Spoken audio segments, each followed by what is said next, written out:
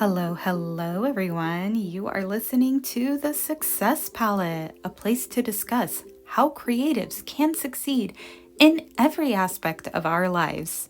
I'm your host, Soda, and today we are going to talk about the importance of understanding SEO in order to drive the right traffic to your website. Whether you're an author trying to sell your books, an animator trying to get a new job, or an illustrator trying to get commissions, it is vital for us as creatives to have some sort of website where people can find us outside of social media. Joining us today is SEO optimization expert Elizabeth Suter. Elizabeth, I'd first like to know, how did you learn all about SEO traffic for websites? Did you take any training for it? Did you go to school? I'd love to hear your story. Awesome. So first, thank you for letting me on your channel here. It's a different audience than what I'm used to working with. So it's really nice to be able to reach a little bit further and help another completely different industry. So it's exciting. So as far as myself, I've been an entrepreneur for 10 years, and I've actually been in the real estate industry for 10 years. And every single year, you got to switch up your marketing. You got to keep up with the trends. And so over the past 10 years, I've done a lot of just marketing training. And then 2.5 years ago, my family relocated to Northern Ontario. And when you move 6 hours away and you don't know anybody, your leads tend to dry up because we were a lot of referral based business. And so I was like, what are we going to do? We've just completely relocated the family. We need to get better online. So yeah, you can market, you can be on social media, and you can do all these things. But if you're not actually producing leads, you don't really have a business. So I started digging into SEO optimization for my website and how to set up a Google My Business listing and finding ways for people to kind of get to know us better online off of social media, because we have different crowds too. So I invested in two really, really good SEO companies, which were actually geared around starting an SEO agency. But I had no intentions of starting an agency. I just wanted to know the tips and the hacks and the things that, like HubSpot training and Google training, they don't tell you, but they'll tell you the basics, but they don't tell you like the nitty gritty.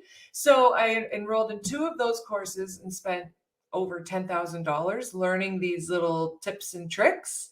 Yeah, but I can tell you, over a year into it, my husband's business has blown up online. I've started getting leads online for real estate, which is fantastic because it is a very, very competitive niche. So to know, the only way to really figure out if you're doing it right or not is to let it run and see how long it takes and making tweaks along the way. But now I can say our sites are fully optimized. It's showing up in almost every Google search using the keywords that we want to show up for. So that's what I've done, is years and years of experience and then invested in SEO agency training. And I am running an agency at the same time, but that really wasn't my main intention. It was to really get our own businesses viewed online because we had relocated and it was a really difficult start. Yeah, as someone who relocates a lot, I can understand how difficult that can be. And I know that a lot of artists, writers, musicians, a lot of my following, they rely heavily on social media and try to sell everything through there because that's what has the widest audience. But very few of them actually do have an actual website. Most just use things like Linktree or Drum to maybe have a listing of all their books or their commission pages and such. What are some of the important reasons to have not only a website, but like a actual, well put together website with the proper SEO setup? So the big thing is when you're relying on just social media, you're only attracting the people who are on those platforms. So if somebody is, saying, I don't go on social media, I don't enjoy it, which I do every once in a while, it gets a little bit exhausting. when you're on Google and somebody searches new, I was just watching your other episode. I'm trying to remember what the niche was, like fairy mystery novels. Is that what it was? Yeah. So if somebody's looking up Those like, are big right now. yeah, so what you could do is have a website that's the domain name would be fairy mystery novels. And then if somebody goes on Google and types it in, you're going to show up. And your all your headlines will be geared for the person who wants that service or that product. So that's why it's so important. When you're on social media, you're just being fed things that you might like based off of an algorithm. But if you stop and you look at something for too long, your whole feed can change because you stopped and looked at one thing that you just happened to catch your eye. Whereas with Google, people are intentionally going to that platform to search for what they want. So if you don't have anything on that platform, you're just out. Like you don't even have a chance. So that's the difference. If you have a website that's optimized, it doesn't even really matter if you're an artist or if you're a brick and mortar business. If you want to be making sales, you want to be on the platform where people are specifically going to search for your product. The other major part of being on Google is if you have a Google My Listing, which is a free listing, and you are, just say Ontario because I'm in Ontario. If you are located in Ontario, you could put all the events that you attend, you put them in there as events, and then Google recognizes you as part of that community or in that location. And then you can ask for reviews. Say somebody has bought your book. Well, on social media, there's not really much of a chance of getting a review to pin for people to see before they buy. But on Google, they would see your listing and they see all your reviews and the comments. They click on your website. They see all the words, all the phrases that they are looking for. They feel like they have found the right place. So the chances of conversion are a lot faster than social media. Yeah, that makes sense. And also, you don't know if like your social media just gets shut down. It Yeah. happens. And then you Oh, still yes. have, and then you could have your website where people can see all your social medias that you do have so they could go from there. So it's like a nice little Exactly. hub. What are some of the common mistakes that some of us tend to do when we do try to make our website by ourselves and don't really understand SEO very well? Okay. So if you're a small business, like you're just getting off of the ground, a lot of small business owners will create their whole website around the name of their business. The issue with that is nobody knows the name of your business. So they're not going to Google to type in the name of your business. They are typing in your niche. They are looking for storytellers or they are looking for hot new books or local artists. Like whatever it is that you are trying to target is what you should build your website around.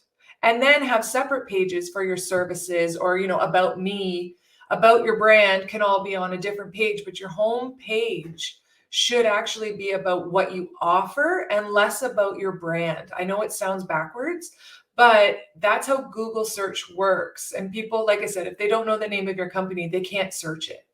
So you really want to come up when people are looking for what you offer and stand out that way. So I see that quite often. Do you mind giving a few examples? Like, let's say, so for me, I'm all about helping creatives be successful. So, Mhm. what would be a good SEO friendly domain for someone like me? So we'd have to do the due diligence and go on the platforms to see which keywords people are typing into Google. And then that would give us the actual top phrase and we would know it. And then we would run with that. But just for example purposes, let's say artists are looking up a mentor. Like maybe, would you say you're a mentor in a way? Um, no, but let's use that as an example. Okay, so you would say, depending on the keywords that most people are searching for, so say we're looking at story writing mentors or creative, a mentor for creatives, or it would be something like that instead of the name of your company. Because if somebody's going to go to Google and say, how do I write a faster story or a better story, or how do I add more details to my story? Like, we would have to dig in to find out what it is they're searching for. And then you pick the top phrase, and that's what you make your URL, your domain name. And then I that never website would would have be, thought of that. yeah. Because I've been doing the opposite. I had my domain name as my name, as my brand. Yeah, I Yeah. never thought of doing it in that way. So that is very, very interesting. And what are the biggest takeaways that you got from all of your training? Because I know that you did a lot of training. So I'd love to hear some more tips and tricks that you learned that you never would have learned if you didn't go through that.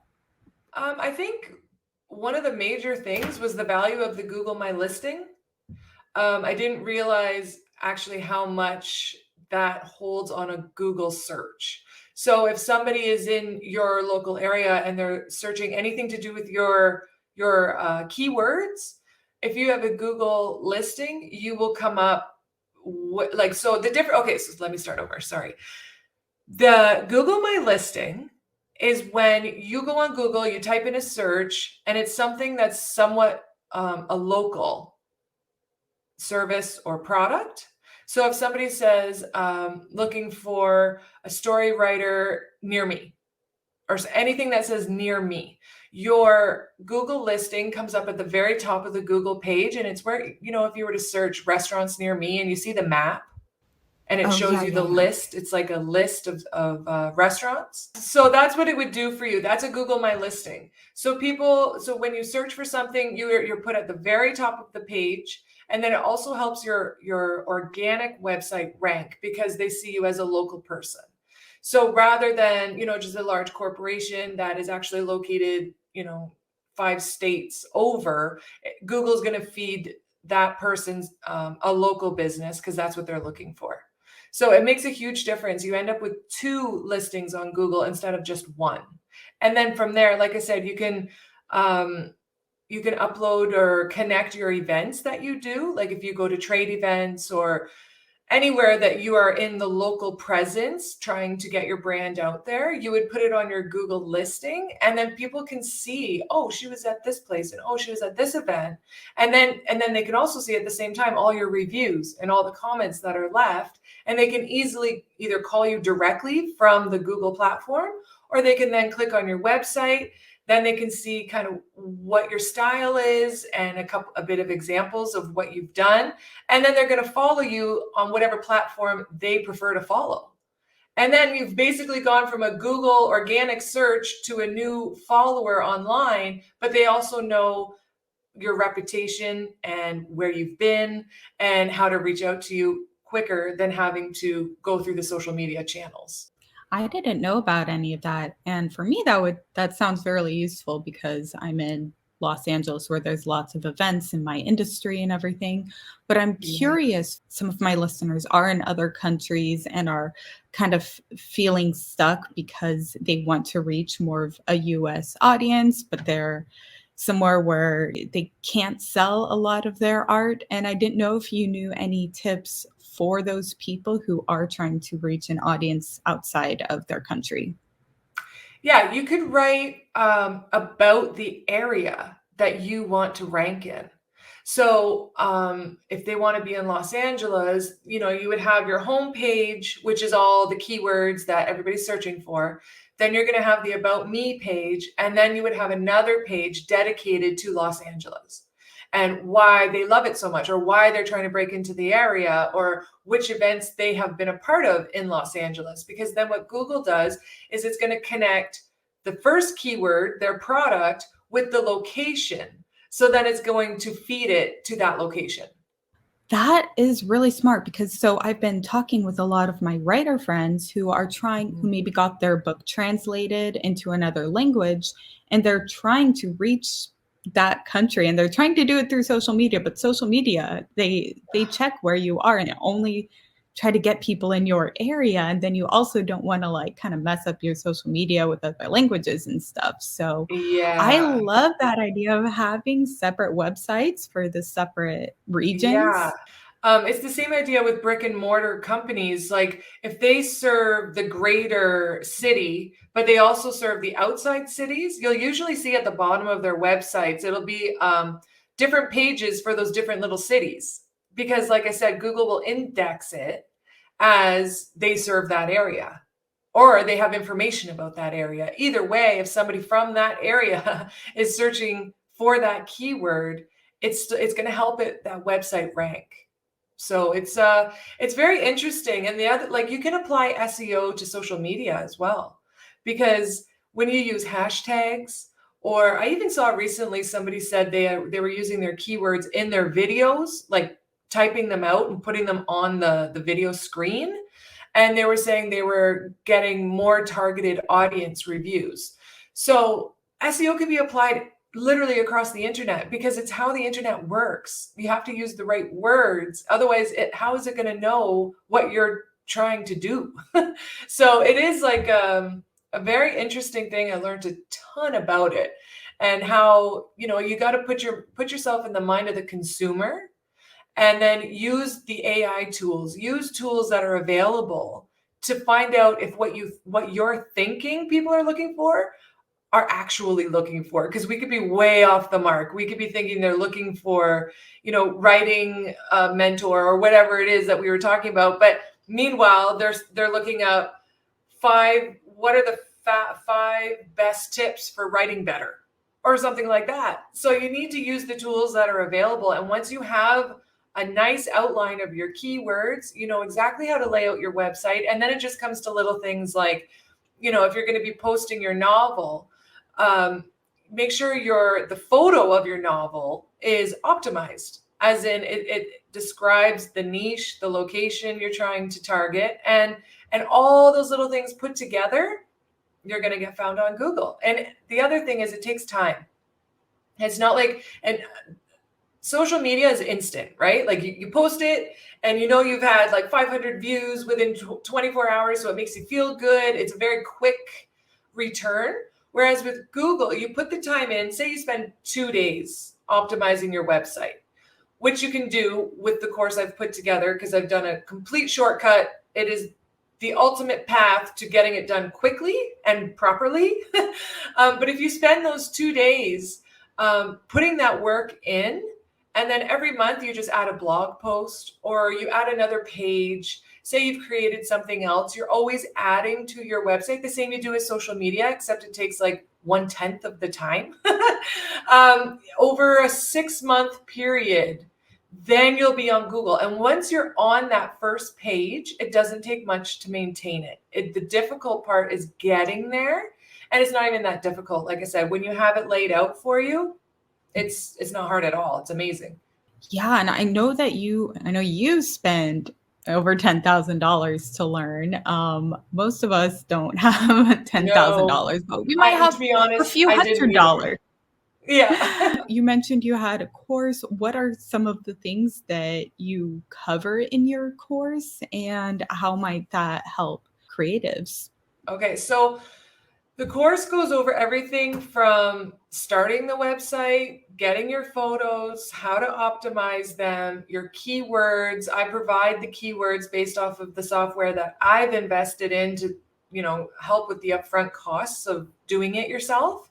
The other thing is I provide backlinking strategies. So where most people fall short is they don't do backlinks, and they don't do them because they don't know what they are. And it's the same idea as social media. Sorry, I don't mean to cut you off, but do you mind explaining what backlinks are really Yep, quick? I'm going to do it right now. So backlinking is the same idea as if you were to post something on Facebook and somebody shares it and somebody likes it and somebody leaves a comment. It's sending a signal to the algorithm that says this is good content, people are responding.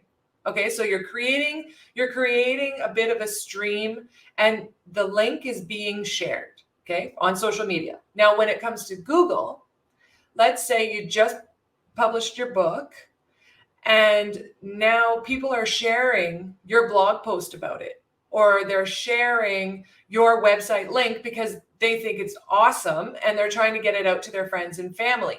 That is a backlink.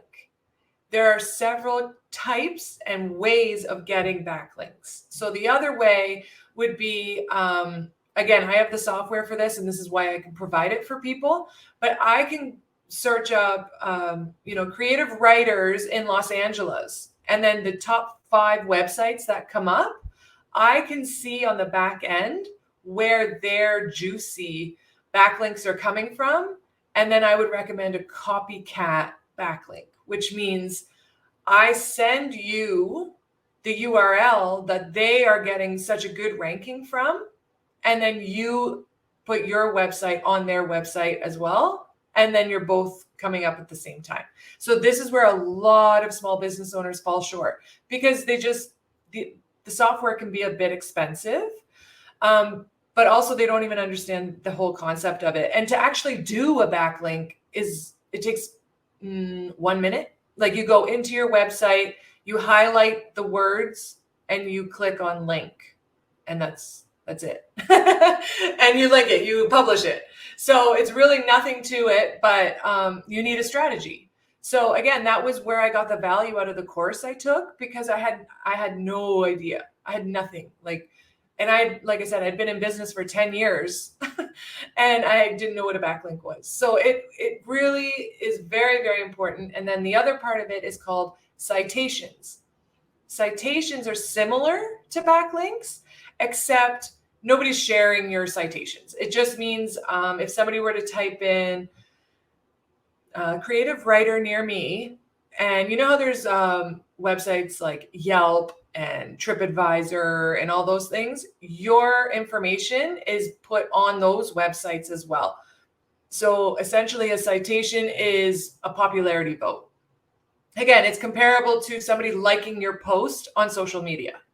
It's the same idea. You're getting support from the online community saying, yep, this person is real.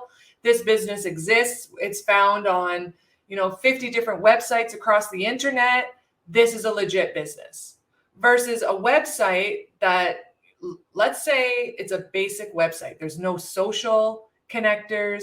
There's no backlinking. There's no citations. That means it's like a one and done website, and Google is not going to like it because you're not refreshing it. You're not optimizing it. You're not showing any kind of interest. So Google works the same as Instagram. It's going to pull the content that people are interested in and where they spend time on that website. So if your website's falling short, you need new content. You need to add backlinks, and you need to add citations and keywords. So these are all the things I've put together in this course, so you can get it all done in 2 days. And it's using AI. It's using really creative tools. There's a lot of free tools as well. And I would say, if you were going to SEO optimize your own website, you could budget around $40 a month, and that's it. Yeah, that will cover your website SEO. And that's the whole thing. Like, when I started doing my SEO agency, and I'm calling these business owners and I'm hearing their stories of like, it's so slow. I haven't had business in months. I don't know what I'm going to do. Yeah, let's do the SEO. How much is it? And it's like, okay, well, it's $300 a month. And they're like, oh, I can't afford that.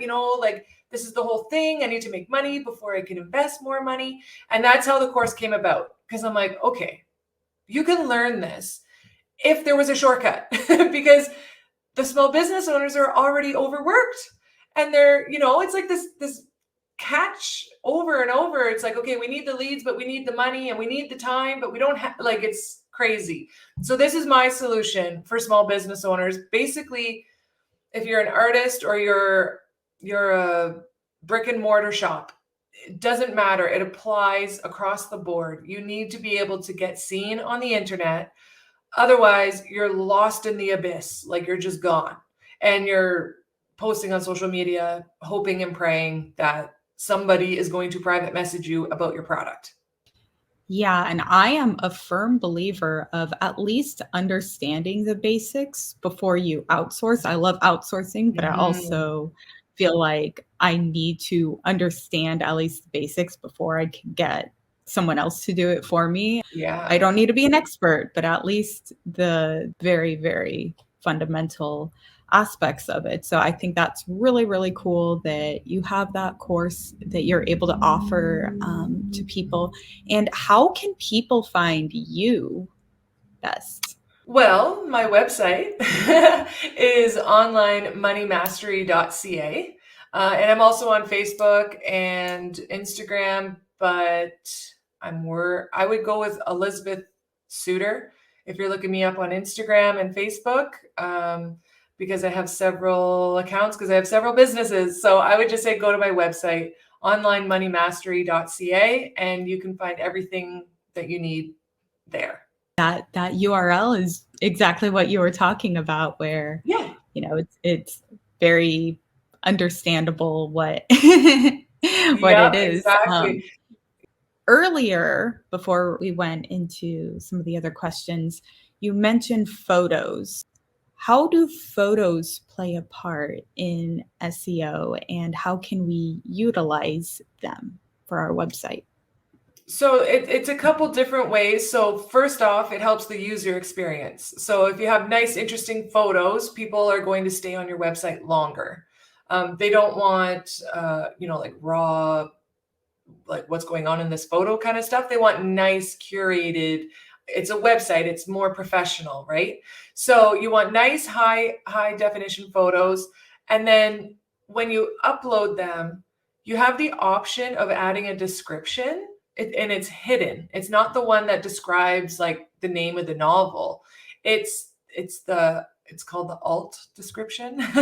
So when you're in your website provider, you'll be able to see where you can type that, and that's where you would put in new fairy mystery novel, or whatever the keyword is that your client is looking for, and you just use that over and over and over, and include your location as well. So when I'm saying all of this, I'm teaching people how to build lead generation websites, not a branding website.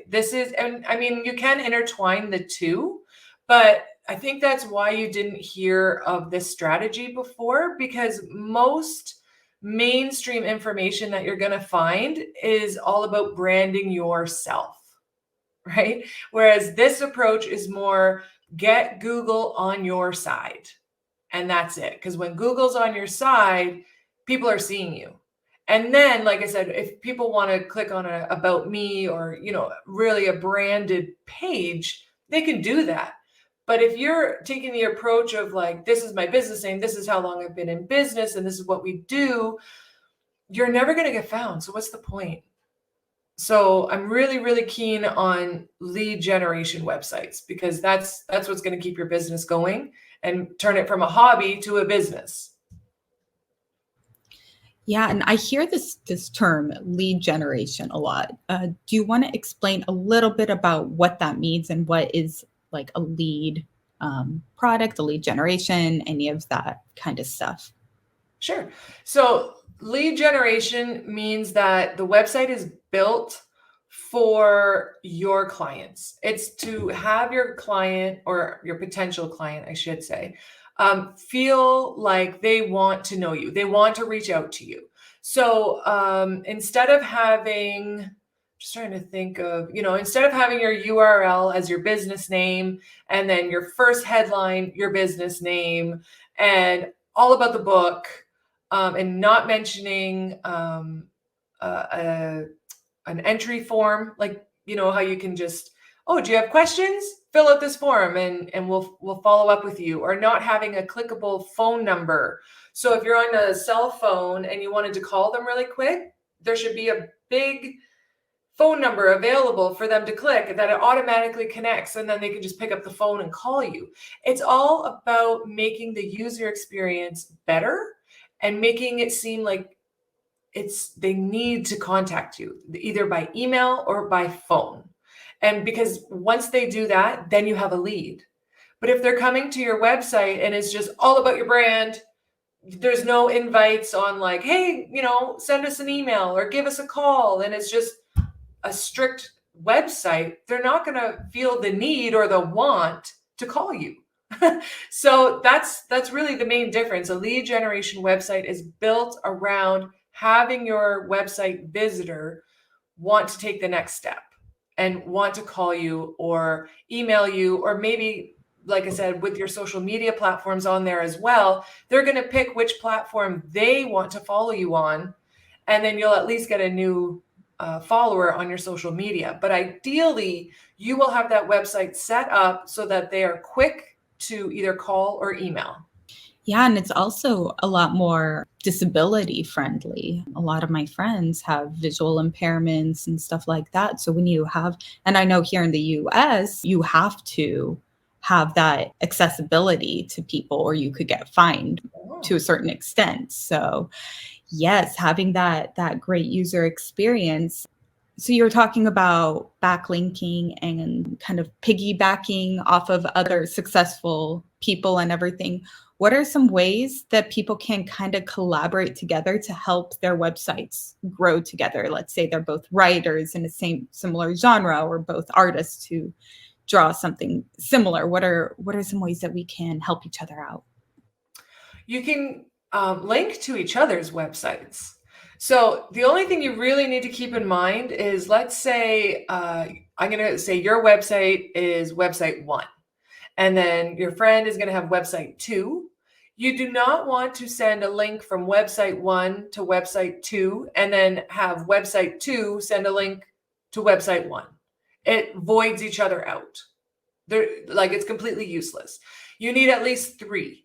So if you had website 1, 2, and 3, you could do a circle. So you would link to number 2 links to number 3 links back to number 1. So you're all getting one link. Yeah, that's how you could do that. But just make sure it's really relevant. So, if you're all writers, awesome, that's great. Or if you're all in the same state or city, that's worth linking. But when you get too many links that are not relevant to your site or your service or niche, it's not good for the user experience. It's confusing Google as far as what you offer. Like if you're tagging to a cleaning company in your area, it's going to be like, what? Okay, so now she cleans too. It's just, you want to keep it very, very straightforward, to the point when you're doing backlinking, and you're highlighting the text that you want to show up for. So you would want to be very mystery novel. So you would highlight that text, or you would ask the person who's linking to you to have that text on their website, because that's what tells Google what you do. Okay, that makes a lot of sense. And also, this could be useful for people who have multiple brands, right? Like, again, if you're a writer, but you're also an artist, but you're also a musician, you could kind of use that method to boost your own brand, right? Yep, for sure. I would do different websites for each one of those. Okay, so completely different websites, but somehow be able to link together because they're all. Yeah. Just for Google search purposes, it would be better to have separate websites, because again, if it's too many things, Google isn't going to know which one to serve.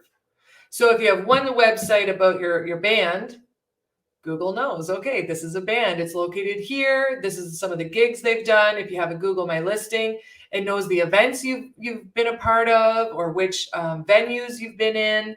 So all of that will rank for that. And then a different website for writing. And then you would have your different events that you've attended as a writer, or reviews for being a writer. And so, yeah, and you can still link those together because you're in the same location. So it would make sense that way. Like you could say, if you're looking for a local musician, I'd highly recommend this person. And you could put that on your writing website. The other thing you can do for backlinks is connect all your pages together. So let's say you do only have one website. You're just going to start with one, and you have 4 pages on your website. So you would link your services page to your homepage, and your About Me page to your homepage, so that at least there's linking in between, and it just helps with the user experience, and it also helps Google see that all of these are connected together. Okay. Yeah, that makes sense. And For a lot of us, when we're first starting out, especially in the creative world, we don't have a lot of money to invest in a really nice website. How much would you recommend getting that custom made website versus something like Wix or Squarespace or something like that? And can you do all these SEO everything with one of these cheaper options? Absolutely. You don't need a custom website. I feel like, and I might have people upset with me for saying that because I know there's a lot of web designers. But we're kind of at the stage now where AI, you can have a website template built in like 10 minutes. Like seriously. So you can use whatever platform you want. Just make sure that the load, like, when you go to a website, if it takes too long to load, people don't like that. Google doesn't like that either. So making sure you're optimizing, like compressing your photos so that it doesn't slow down your website, doing everything you can to make sure your website is going quickly, it looks nice, and you got the right keywords, and then you have your popularity votes as far as citations and backlinking, you're set. Like you're totally set. So yeah, it really doesn't matter which platform, long as it's quick, it's pretty, or scary, whatever it is you're trying to achieve, getting your brand out there as far as your colors and all of that, but they're all available. Like they're almost, they're all kind of the same. That's good to know, because I know that a lot of the websites like Wix, when you make their website, it'll have the Wix.com at the end. I don't know if that messes up the SEO or just looks kind of clunky, because I know a lot of people will just get their custom domain and then have it forward to a Okay. website like that. I don't know if that causes issues when you have a website that you tell people to go, this is my website, short and sweet, and then it links to another website. I don't know if that causes issues at all with SEO or if that could be No, beneficial. not really. Long as the page that is that the first domain is oh my gosh, long as the first domain is being forwarded to a stronger domain, it's not going to hurt anything. No, it'll be fine. But you're going to want to make sure whatever domain you're using, that it's got the citations and backlinks and keywords. Because again, if you're not doing these things, I don't see a point in having it, because you're never going to get found. I mean, some people get websites just so they can put it on their business cards and just to be able to say, hey, here's my site. But you're really underutilizing. It's like using social media and only using templated posts, and you don't take pictures of yourself or videos of yourself. Well, how is that going to help your conversion when they don't know who you are? Same idea with websites. Like either you optimize it or what's the point, in my opinion. Agreed. I've been going through that lately of, I've had this website, but it's just, to say I have a website, not really Yeah. I haven't utilized it at all. So that's why I reached out to you to ask if you would talk about this, because it's something that I need to understand myself. What are some tools that we could use on our own for now that can help us at least with some of the basics that are either affordable or free that you would recommend to creatives to help kind of understand the basics of SEO? Sure. So Google Console, it's Google Search Console. It's free. And what you do is you just connect your URL to that platform, and it will tell you which words you're currently ranking for and how many people are visiting your site. So it's at least a little bit of insight. And then there's Google Analytics, and that platform is the same idea. You can even connect them together so you don't have to visit two websites. And then what that one does is it tells you how long people are staying on your website and which pages they're spending their most time on your website. So let's say they're spending time on recent work. And then you can see, okay, they're spending most of their time on this book, They're not spending any time looking at this book here. So that can help with your marketing and be like, okay, this is going to be my top seller. This is what people are interested in. And then you run with that. And then you know what to put on your social media, or you know what to write your blog posts about. And it's really a lot of insight on what your consumer is looking for and where you sit on ranking. It also shows you where you're ranked on Google. And I'm sure that you talk more about this in your course, right? About Oh, some of the yes. tools that we could utilize and stuff. I'm very much interested in that because I need to learn everything. Awesome. I've been like watching so many YouTube videos and everything, and it's just like all over the place. So that's why I like courses, to just have one thing that's right there that I could just go through it all. So I am super excited to check that out, and I will make sure to have the link in the show notes for everyone because Awesome. that sounds really useful. And I just want to close with asking if there is any last tips, or if somebody is kind of intimidated by the idea of a website and SEO, what is the best next step that they could do at this point? If they have a website already, they can I would say just do the SEO. Like, it's either you hire somebody and you pay a minimum of a couple hundred to $400 a month, or you can sit down and spend a couple of hours learning how to implement SEO yourself. I'm a big DIY person. Like, there's not much I will back down from. So that's why I made the course. It's a video step-by-step tutorial. There's a Facebook group if you have questions. Like, we'll answer your questions as they come. And then once you have the information, like whether you take the course or not, you need to know what SEO is and how it can help your business. Because unless you plan on retiring next year, you're going to save thousands of dollars. You're going to get seen by more people and you're going to know what you're doing, which is going to give you that confidence. And I was watching your recent podcast about, the hate comments and things like that. And like, I think a lot of the lingering thoughts that stick are because you're not confident in yourself. Like, you haven't figured out, the ins and outs. And by actually taking the time to learn this, all that stuff goes away because the confidence is there and it's working. It's gonna come together. Versus, like you just said, YouTube video, YouTube video, YouTube video. Those people leave out all the juice. Those are lead magnets. That's there to be like, oh, look, I'm talking about what you want to learn about. But if you want to know more, you need to do this, or you need to have this appointment, or whatever. So I've been there. That's why I invested the money, because it was like, this is like crazy. I'm wasting so much time chasing these lead magnets that don't actually give me the information that I'm looking for. So I know there are, I think Google produces articles on SEO, and HubSpot provides articles on SEO. But again, you're going to get the basics, but the basics are better than nothing, in my opinion. Like, you may as well be able to start with the right headlines, the right keywords. I don't know if they give keywords or not. I do. But and again, that's kind of the time consuming part. The citations are the time consuming part. So that's why I put this together. I've been there. It's exhausting. It's hard trying to keep up with all the information that's available, but they don't actually give the how or why.